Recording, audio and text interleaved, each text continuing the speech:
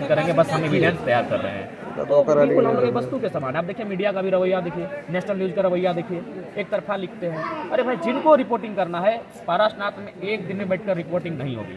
कम से कम अगर आपने सामर्थ्य है 30 दिन का समय दीजिए, और यहाँ 30 गांव आते हैं, उन 30 गाँवों में एक एक रात बिताइए, और फिर 30 दिन आप समय दीजिए। पारसनाथ के चारों तरफ हर कोने में कभी पेड़ों के नीचे बैठिए, कभी किसी चट्टान के नीचे, कभी किसी पत्थर के ऊपर, कभी नाला, कभी झील झरना के सामने, और ग्राउंडिंग रिपोर्ट कीजिए। आपको पता चलेगा यहाँ एक सभ्यता बसती है, यहाँ एक संस्कृति बसती है, जो माने एक पर्यावरण का संदेश देते हुए, एक शांति, एक सुंदर वातावरण का संदेश देते हुए, सभी को अपने अधीन रखते हुए, पर्यावरण प्रकृति अपने अधीन रखते हुए सामंजस्य देती है, भाईचारा संदेश देती है, और यह भी कहती है कि हम हैं, तुम्हारा कुछ घटेगा अब हम तुम्हारा बेटा हैं।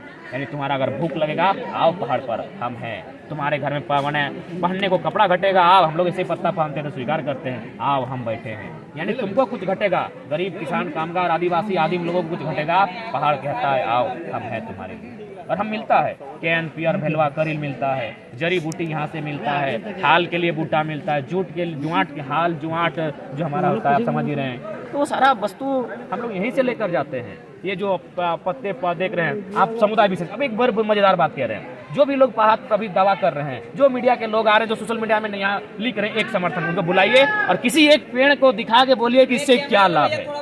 पहाड़ आपका है ना, पहाड़ आपका है ना भाई। जो लोग दावा कर रहे हैं ना कि पहाड़ हमारा है, लिखित है, उसको बुलाइए और किसी पत्थर को, किसी माने पेड़ को दिखा के बोले कि इससे क्या हो सकता है। और हमारे किसी दादाजी को उठा के लाइए, वो पत्थर को देख के बोल देगा कि इससे क्या लाभ होगा, इस पेड़ के जड़ से पेट दर्द ठीक होगा कि कपार दर्द ठीक होगा, इस पत्ता को पीस के अगर कट्टा में लगाएंगे तो ठीक होगा। पहाड़ आपका है तो पहाड़ के बारे में जानना चाहिए ना, बोलने से हो जाएगा, लिख देने से हो जाएगा। पहाड़ हमारा है, हमने नदियों के संग चलना सीखा, पेड़ों के संग बढ़ना सीखा, और इसी के अनुसार हमने ढलना सीखा। ये हमारा है। 10 तारीख को विगत दिन, जो 10 तारीख को आंदोलन, चुप रहिए, विगत दिन 10 तारीख को जो आंदोलन हुआ था, उसके बाद एक जैन का हमारे पास फोन आता है। उनका कहना है कि हमारी लड़ाई सरकार से है। फिर ये आदिवासी इतना उत्सर्जित काहे हो रहा है? क्योंकि वे डरे हैं, इसलिए डरे हैं। उनको कहिएगा कि आपके कम्युनिटी के लोग खुद कहते हैं अमित शाह हमारे रसूखदार व्यक्ति, और ये पूरा दुनिया जानती है कि जहाँ विधायक खरीदना है अमित शाह का, जहाँ सरकार गिरानी है तो अमित शाह का रोल होता है। भाई, उतना बड़ा मास्टरमाइंड आपके समुदाय से आता है तो डर क्यों नहीं लगेगा? जो गृह मंत्रालय पर बैठा है वो कभी भी मैंने कोई काला कानून लाकर हमारे लिए मैंने रास्ता खत्म कर सकता है, तो हम डरे लगे। मानते हैं पहाड़ हमारा है, झारखंड भी हमारा है, लेकिन बावजूद हम डरे हैं। जिनका कुछ नहीं है वे लोग निडर हैं, यहाँ वे लोग यहाँ निडर हैं, वो निडरता के साथ रोजी रोजगार कर रहे हैं। अब चले जाइए धनबाद बस स्टैंड में, जिनका एक भी जमीन नहीं है, वो ठेला लगाते हैं, रोजी रोजगार करते हैं। लेकिन चले जाइए हमारे गांव में, हमारी बहन, हमारी माएँ सब्जी का टोकरी लेकर बैठने में डर करती है। हम झारखंडी, हम बोले वाले लोग हैं, हमें अपने ही राज्य में डर लगता है। इसीलिए हमें अपनी लड़ाई भले सरकार से, लेकिन हमें डर लग रहा है कि सरकार कोई अंधा कानून ना बना दे जिससे हम कहीं बेदखल ना हो जाएं। कभी 5 किलोमीटर, कभी 50 किलोमीटर, जी नहीं, ये राज्य हमारा है, पहाड़ हमारा है, आप हमारे अनुसार ढलिए। बाकी आपकी आस्था का सम्मान करते हैं, परिसर में आपका सम्मान करते हैं, अनुशासन का पालन करवाइए। पहाड़ 16,000 एकड़ फैला है, लगभग 16,000 प्रकार की जड़ी बूटियाँ पाई जाती है, 16,000 किस्म की दवाइयाँ पाई जाती है, और लगभग 16 लाख लोग यहाँ से लाभान्वित होते हैं। ये राज्य हमारा है, पहाड़ भी हमारा है। ये जो पारसनाथ का मुद्दा भी बहुत तेजी से चल रहा है, आखिर ये पारसनाथ है तो है किसका? देखिए, पारसनाथ तो स्पष्ट प्राकृतिक है। पहाड़ किसी का नहीं होता है, नदी किसी का नहीं होता है।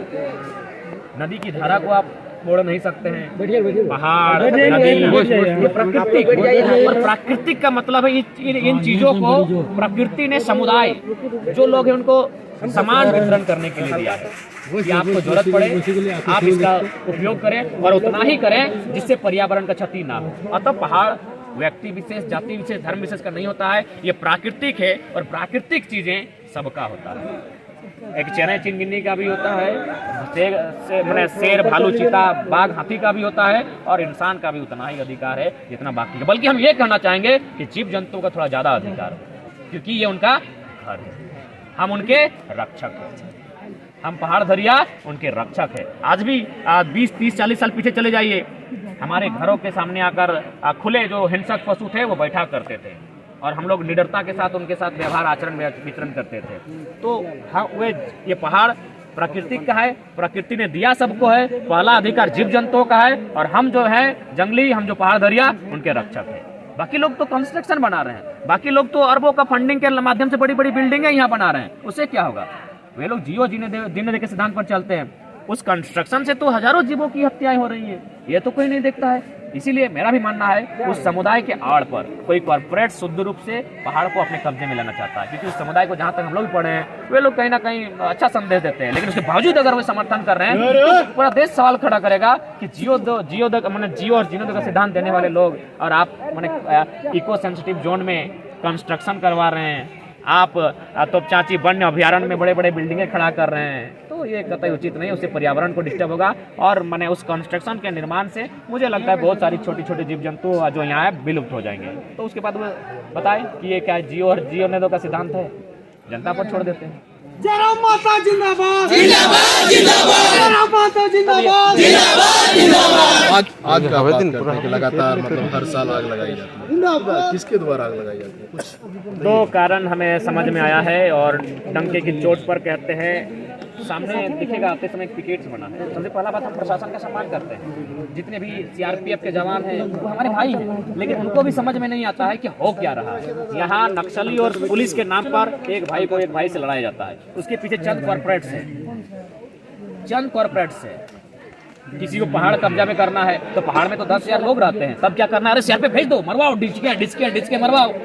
तो आज जो प्रशासन के लोग हैं, इसीलिए हम बार बार कहते हैं 18 साल में जो भी जॉब दिया जाता है, भले कम उन लोग को लगता है कि हमको रोजगार कम उम्र मिलता है, लेकिन एक तरह से यहाँ मैनिपुलेट किया जाता है। उसको 18 साल में समझ में नहीं आता है कि देश प्रेम के नाम में और देश की आड़ में ये जो गोलियां चलाने कह रहे हैं देश के अंदर। देखिए बाहर पर जो सेना है उनका तो सदी आदिम काल से उनका लोगों ने समर्थन किया है, लेकिन देश के भीतर जो सेनाएं आई है कैसे आई है पता है ना?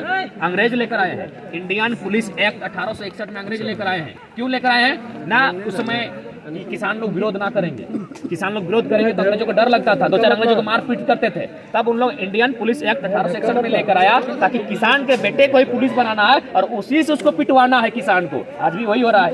क्या आपने कभी सुना है किसी कंपनी के सीएमडी को लाठी चलाया है? लेकिन अब चलिए हजारों ग्रामीणों को पुलिस वालों ने पटका है, मारा है, पीटा है, नोचा है। यही कोई सुने कल कुछ दिन एक बहन का घर घुस गया था प्रशासन के लोग, अरे जवान लड़की को मारपीट किया है, बोला कि तुम्हारे बक्से में नक्सली है। अरे जब जान ही लिया बक्से में नक्सली है तो घर को घेर लो ना, उसको ले जाओ, अरेस्टिंग कर लो। एक जवान लड़की को मारपीट किया गया है। ये हम आज खुले मंच पर कहेंगे, भले आपको देश प्रेम और देश भावना जैसा लगता है, ये लॉजिकली आप सुनिए। एक भाई को, एक इंसान को दूसरे इंसान से खत्म करने का चंद कॉर्पोरेट्स का साजिश है। ये पारसनाथ सुंदर है, शांत है। यहाँ किस लिए हिंसा हुआ पता है?